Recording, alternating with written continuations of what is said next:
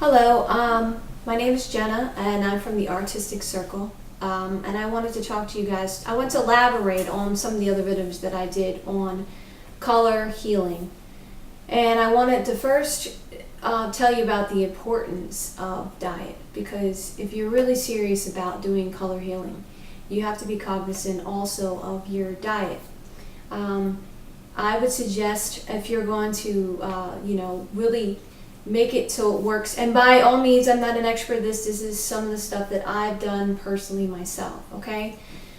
What I do before I do a color healing is I'm very cognizant of any alcohol intake. I try to avoid salty, spicy foods. I don't eat any kind of meat, so that would be like fish, turkey, chicken, any kind of meat products. So I do like a vegetarian thing. I'm also cognizant of caffeines and anything like that, and I drink a lot of spring water, usually from a glass bottle. Next, let me go into what are some of the methods that you can use to do color healing, because videos I really explained what the colors can do for you, but I didn't really explain some of the methods that you can use. Some of the things that I use is I sometimes use different colored crystals, and you can also use like different colored papers with the colors on them.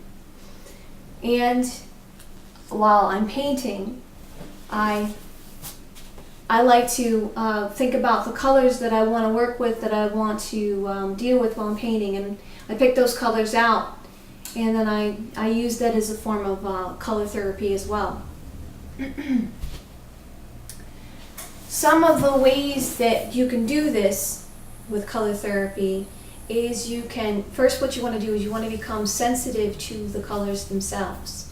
So you, for instance, you'd want to place your hand on top of it. Every color has a vibration, and if you work with it for a while, you'll get used to the feeling of the vibration of each color. You can either do this with crystals, you can do this with colored paper, you can also, another way that I also explained on the thing that you could use for color therapy is food. Different colored foods. You can use carrots and mushrooms and different ones on your plate that you want to work with. And you can either meditate with these colors. What I like to do, and what I usually do with my color healing, is I'll do it through my painting, and I'll pick out certain colors and I really get into it, and it'll really engulf me with it. Or I lay down and I place certain crystals in the areas that I want to work on that particular body part. So for instance, if I'm having some kind of issue, I'll just place it and I'll lay down and I'll just concentrate thinking about that particular color. I like to do it a lot before I go to bed at night, and some of the ways that I like to prepare for that is I'll sage my whole body.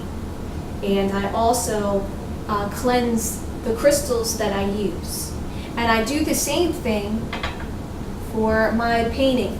So I'll sage my entire self, and then I'll sage the painting that I'm working on to cleanse the area. And then I'll work with the colors that I really, really need to work with. I hope this video was helpful to you, and I hope it clarified a little bit more about what I was talking about with color healing. By all means, I'm not an expert on this, and if anyone has anything to add, please let me know, and comment on my video, and visit me at www.artisticcircle.com for more resources and help. Thank you very much.